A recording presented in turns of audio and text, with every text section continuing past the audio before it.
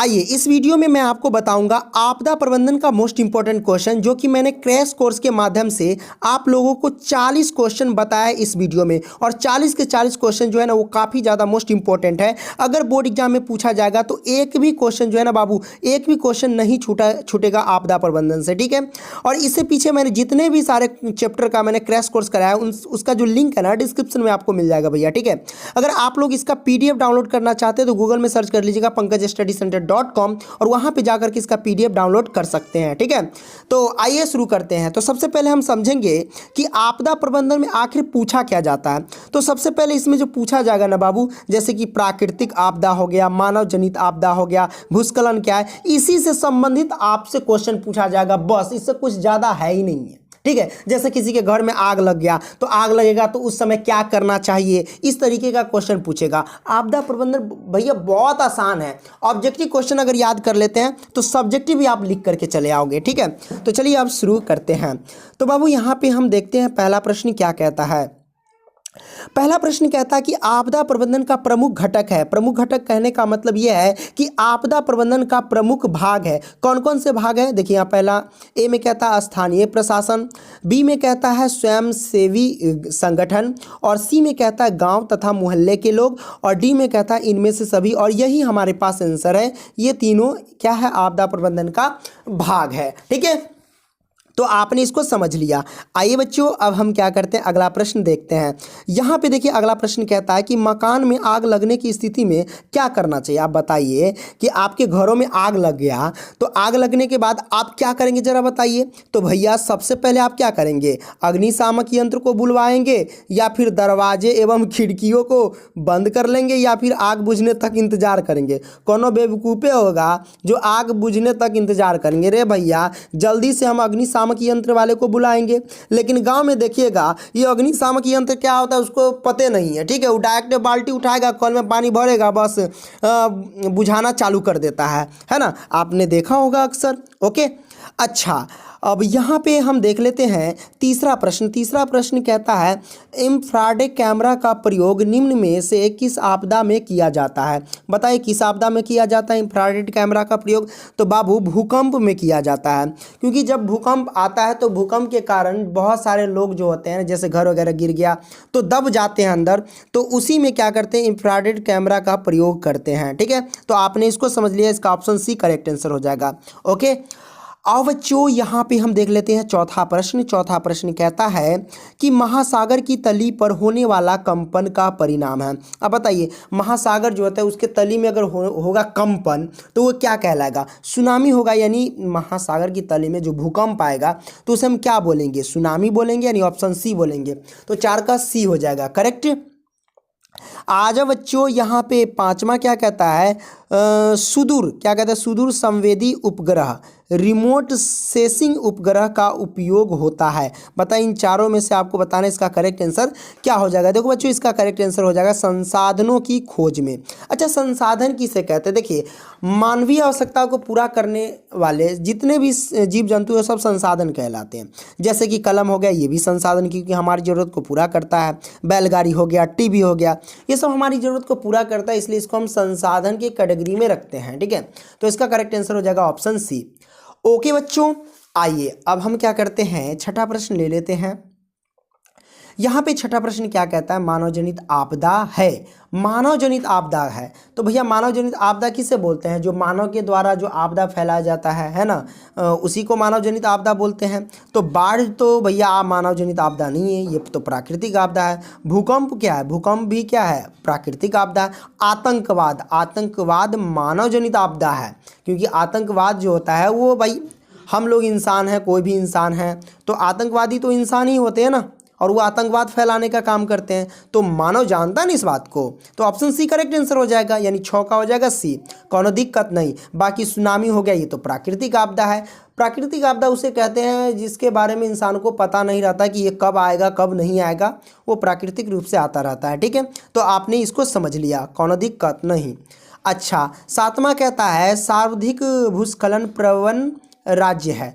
सर्वाधिक भूस्खलन, भूस्खलन का मतलब समझ रहे हैं, भूस्खलन उसे कहते हैं वैसे क्षेत्र को जहाँ पे देखते देखते क्या होगा कि मिट्टी जो है ना ढहने लगेगा। जैसे पहाड़ी वाला क्षेत्र हो गया तो पहाड़ जो है ऑटोमेटिक क्या होगा, ढहने लगेगा, वो सब क्या होगा, भूस्खलन क्षेत्र हो गया। ठीक है, तो इसमें पूछ रहा है कि सर्वाधिक भूस्खलन प्रवण राज्य है, तो इन चारों में से बताना है जहाँ सबसे अधिक भूस्खलन है क्षेत्र, है ना। तो इन चारों में से कौन होगा, तो 7 का करेक्ट आंसर हो जाएगा बाबू यहाँ पे उत्तराखंड हो जाएगा। क्या हो जाएगा, उत्तराखंड में। ठीक है, आ जाओ बच्चे, क्योंकि उत्तराखंड भी ज़्यादातर पहाड़ी इलाका ही है ना, वहाँ पे बस पहाड़ टूट टूट कर गिरते रहते हैं या भड़कते रहते हैं। अच्छा, 8वां क्या कहता है, यहाँ पे देखिए, सूखे के लिए उत्तरदायी कारक है। जब सूखा पड़ता है तो इसके लिए उत्तरदायी कारक क्या है, वर्षा की कमी है क्या, या आगे भी देख लेते हैं। तो इसका करेक्ट आंसर जो है ना बाबू, वर्षा की कमी जब होती है ना तभी सूखा पड़ता है। ठीक है, तो ऑप्शन ए करेक्ट आंसर है, ज़्यादा ऑप्शन पढ़ने की हमको ज़रूरत नहीं है। ठीक है, अच्छा 9वां क्या कहता है, भूकंप केंद्र ऊर्ध्वाधर पृथ्वी पर स्थित केंद्र को कहते हैं। क्या कहते हैं, ये आपसे पूछा जा रहा है। 9 का करेक्ट आंसर हो जाएगा बाबू, अधिक केंद्र बोलते हैं। क्या बोलते हैं, अधिक केंद्र बोलते हैं।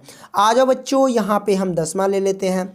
10वां क्या कहता है, सुनामी संबंधित है। जब सुनामी किससे संबंधित है, आपसे पूछेंगे सुनामी किस में आता है, समुद्र में ना आता है, तो समुद्र से संबंधित रखता होगा।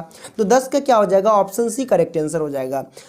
अब बच्चों यहाँ पे हम देख लेते हैं 11 कहता है कि मलबे के नीचे दबे लोगों का पता लगाने के लिए किस यंत्र का उपयोग किया जाता है। आपको पता होगा, मैंने आपको बताया था कि जब भूकंप आता है तो भूकंप आने के बाद क्या होता है, मलबे के नीचे दब जाता है बहुत सारे इंसान, और इंफ्रारेड कैमरा का यूज जो है ना वो भूकंप के दौरान ही करते हैं। तो इस सब को पता लगाने के लिए भाई इंफ्रारेड कैमरा का ही प्रयोग करते हैं। तो 11 का हो जाएगा ऑप्शन डी। ओके, कोई दिक्कत नहीं। आज बच्चों 12 देख लेते हैं। 12 क्या कहता है, निम्नलिखित में कौन प्राकृतिक आपदा नहीं है। अब प्राकृतिक आपदा नहीं, इसका मतलब मानव जनित आपदा पूछ रहा है। तो आग लगना, बताइए प्राकृतिक आपदा है कि क्या है, और ऑप्शन पढ़ते हैं। ऑप्शन ए में आग लगना है ना, और बी में है बम विस्फोट, और सी में क्या है, भूकंप। तो भूकंप जो है ना ये प्राकृतिक आपदा नहीं है, बाकी तो सारे के सारे प्राकृतिक आपदा ही तो है ना। तो इसका भूकंप हो जाएगा ऑप्शन सी करेक्ट आंसर। आजा बच्चों, अब यहाँ पे देख लेते हैं 13 कहता है कि भूपटल, क्या कहता है, भूपटल के नीचे का वह स्थान जहाँ भूकंप का जन्म होता है क्या कहलाता है। ये आपसे पूछा जा रहा है। इन चारों में से आपको बताना कि कौन इसका करेक्ट आंसर आ जाएगा। तो देखो भैया भूकंप केंद्र कहलाता है, भूकंप केंद्र कहलाता है। ठीक है, ऑप्शन ए करेक्ट आंसर हो जाएगा, 13 का ए। ओके, 14 देख लेते बाबू। 14 क्या कहता है कि निम्न में कौन भूकंप का सर्वाधिक संवेदनशील नगर है। भूकंप का सर्वाधिक संवेदनशील नगर कौन है इसमें से, तो इसमें से कौन होगा बाबू, तो ये देखो इन चारों में से आपको बताना है, देहरादून है इसमें से। ठीक है, इन चारों में से देहरादून में ज़्यादातर भूकंप आने का चांस रहता है। अब बच्चों अब यहाँ पे देखते हैं 15 क्या कहता है, किस भूकंपीय तरंग को गहनता सबसे अधिक होती है। किस भूकंप तरंगीय को गहनता जो है सबसे अधिक होती है, तो पी तरंग वाले को। ठीक है, ऑप्शन ए हो जाएगा। तो 15 का ए करेक्ट आंसर हो जाएगा। अच्छा 16 क्या कहता है बाबू, 16 कहता है सुनामी का प्रमुख कारण क्या है। सुनामी का प्रमुख कारण क्या है भैया, तो सुनामी का प्रमुख कारण होगा कि समुद्र के तली में भूकंप आना, कंपन होना, है ना, यही तो होगा। तो ऑप्शन ए करेक्ट आंसर हो जाएगा, समुद्र में भूकंप का आना, यही तो सुनामी कहलाता है। तो 16 का हो जाएगा ऑप्शन ए करेक्ट आंसर। बस इसी टाइप के क्वेश्चन ही पूछे जाते हैं आपदा प्रबंधन से, कोई खास नहीं है, इन सभी को याद कर लेना। 26 दिसंबर 2004 को विश्व के सबसे हिस्से में भयंकर सुनामी आया था। तो कुछ इस तरीके क्वेश्चन ऐसे नहीं टाइप करना चाहिए, क्वेश्चन थोड़ा भूल गया है शायद टाइप करने में। इसको ऐसे करना चाहिए कि 26 दिसंबर 2004 को विश्व के सबसे पहले किस हिस्से में भयंकर सुनामी आया था, ऐसे पूछना चाहिए। ठीक है, तो 17 का करेक्ट आंसर क्या हो जाएगा बाबू, तो बंगाल की खाड़ी में आया था सबसे पहले, और ये इतना विनाशकारी था कि 16 लाख, कितने, 16 लाख लोगों की जान ले ली थी। अब बताइए 16 लाख, ओ माय गॉड, कितना भयंकरकारी होगा ये। तो बंगाल की खाड़ी में आया था। ओके, तो 17 का हो जाएगा बाबू डी। अच्छा 18 देख लेते हैं। 18 कहता है कि आपदा कितने प्रकार की होती है। आपदा बाबू कितने प्रकार की होती है, तो आपदा जो होती है ना 2 प्रकार की होती है। एक तो होती प्राकृतिक आपदा और दूसरा होती मानव जनित आपदा। कोई दिक्कत नहीं। आइए 19 देख लेते हैं। 19 क्या कहता है, सामान्य संचार व्यवस्था के बाधित होने का मुख्य कारण है। सामान्य संचार व्यवस्था को बाधित होने का मुख्य कारण क्या है, केबल का टूट जाना। केबल का तार जब टूट जाता है तो सामान्य संचार व्यवस्था क्या होता है, बाधित हो जाता है। तो 19 का हो जाएगा ए। कोई दिक्कत नहीं ना दिक्कत बाबू। चलो आगे बढ़ते हैं। 20वां आप देखते जाइए, याद हो जाएगा, कोई दिक्कत नहीं। इसमें PDF मिल जाएगा pankajstudycenter.com वाले पे, ठीक है। क्रैश कोर्स वाले टेबल में चले जाना, वहाँ सभी सब्जेक्ट का मिल जाएगा। संचार का सबसे लोकप्रिय साधन है, संचार का सबसे लोकप्रिय वो मोबाइल है। आजकल क्या है, मोबाइल है। मोबाइल के बिना तो नींद नहीं आता है। किसी का घर वाली गर्लफ्रेंड कुछ छूट जाए, लेकिन मोबाइल छूट जाता है, सारा दिन उसका बेकार चल जाता है ना। हाँ आइए आइए आइए। अब देखिए 21 क्या कहता है, भूकंप संभावित क्षेत्रों में भवनों की आकृति कैसी होनी चाहिए। यानी भूकंप जब आता है तो जहाँ मतलब ज़्यादा भूकंप आता है वहाँ पे भवन का आकार कैसा होना चाहिए बाबू, तो आयताकार होना चाहिए। कैसा होना चाहिए, आयताकार होना चाहिए। और जहाँ भूकंप आता है ना, वहाँ की जो बिल्डिंग होती है, मकान बनाते हैं, तो उसका जो नींव जो होता है, जड़ काफ़ी ज़्यादा स्ट्रॉन्ग होना चाहिए। छड़ बालू गिट्टी से होना चाहिए, एकदम काफ़ी ज़्यादा स्ट्रॉन्ग, है ना। कम से कम तो 20 mm का छड़ तो होना ही चाहिए, ठीक है। तो इसका हो जाएगा बाबू, अरे रे रे हट हट हट, जूम हो जा रहा है, बेइज्जती करवाएगा, है ना। तो आयताकार हो जाएगा, ऑप्शन डी करेक्ट आंसर। कौनो दिक्कत ना रे बाबू। और देखिए 22 क्या कहता है, भूस्खलन है। भूस्खलन वही जहाँ पे ढह जाता है ना। तो भूस्खलन क्या है, ये प्राकृतिक आपदा है, ऑटोमेटिक ढह जाता है ना।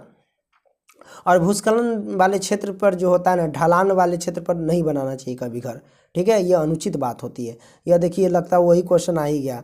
तो इस क्या कहता है, भूस्खलन वाले क्षेत्र में ढलान पर मकानों का निर्माण क्या है, अनुचित है। क्यों, क्योंकि भूस्खलन जहाँ पे क्षेत्र होता है, अगर ढलान पे बिल्डिंग बना लेते हैं या घर बना लेते हैं तो कभी भी ढह सकता है, कभी भी ढह सकता है। ये अनुचित है। क्या होगा, अनुचित। ऑप्शन बी करेक्ट आंसर हो जाएगा। 23 का हो जाएगा बी। कौनो दिक्कत नहीं ना, ठीक है। आओ बाबू 24 देख लेते हैं। 24 कहता है, इनमें कौन प्राकृतिक आपदा है। प्राकृतिक आपदा पूछ रहा है। आतंकवाद क्या है, ये मानव जनित आपदा है। महामारी क्या है, यही प्राकृतिक आपदा। महामारी जो होता है ना, यही प्राकृतिक आपदा है। दंगा तो मानव जनित आपदा है ना। तो ये करेक्ट आंसर हो जाएगा, कोनो दिक्कत नहीं ना।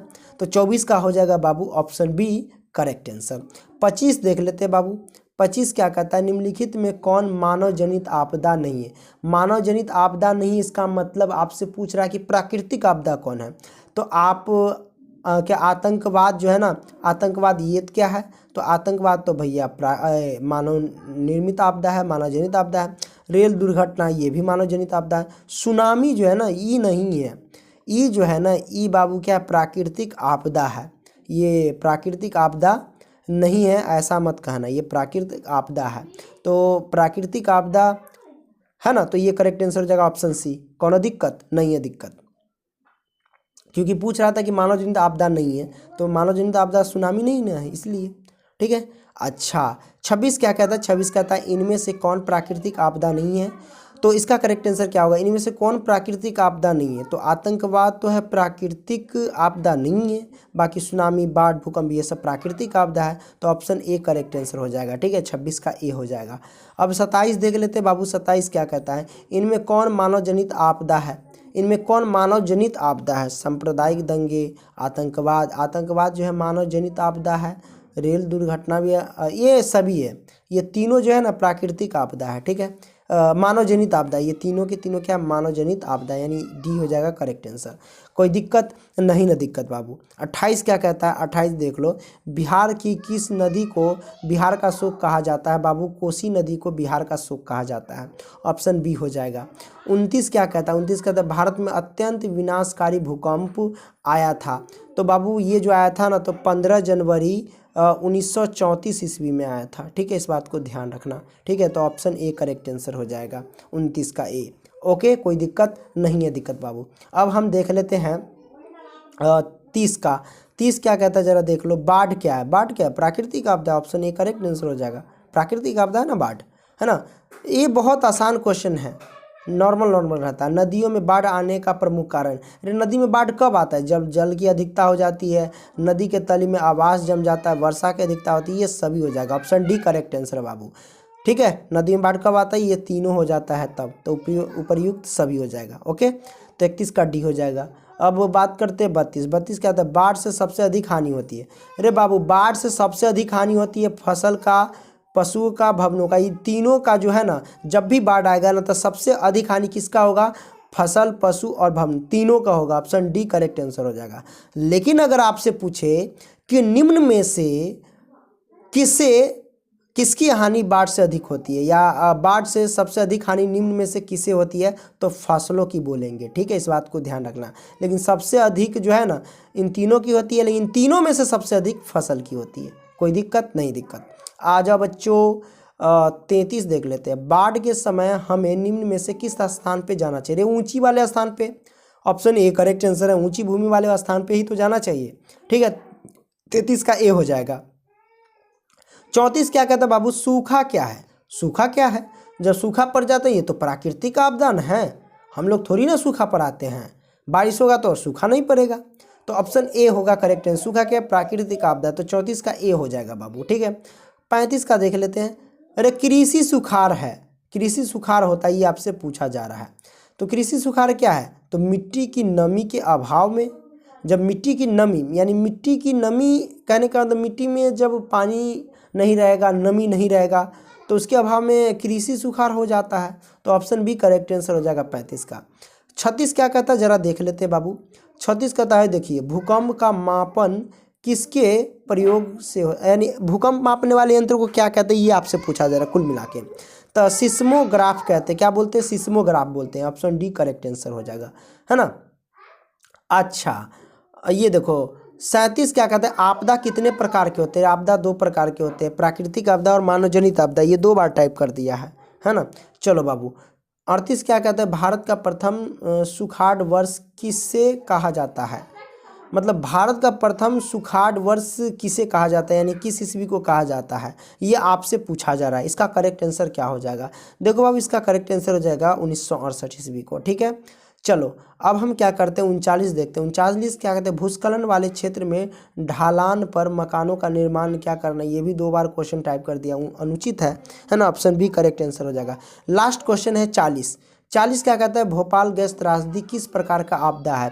भोपाल गैस त्रासदी जो है ना, ये भाई मानव जनित आपदा है। ऑप्शन ए करेक्ट आंसर है। इसी में ना क्या हुआ था कि गैस को खुला छोड़ दिया हुआ था, है ना। तो ये हो जाएगा 40 का एक करेक्ट आंसर हो जाएगा। ठीक है, अच्छा आपने समझ लिया। देखो बाबू, मैं आपको बता दूं, फिजिक्स हो गया, केमिस्ट्री हो गया, बायोलॉजी हो गया, है ना, उसके बाद ये आपदा प्रबंधन हो गया, हिस्ट्री हो गया, इन सब का मैंने क्रैश कोर्स करा दिया है। गूगल में सर्च कर लेना pankajstudycenter.com, वहाँ से जाकर के आप लोग PDF डाउनलोड कर सकते हैं, वीडियो सॉल्यूशन देख सकते हैं। एक बार डिस्क्रिप्शन बॉक्स भी आप लोग चेक कर लेना। ठीक है, धन्यवाद।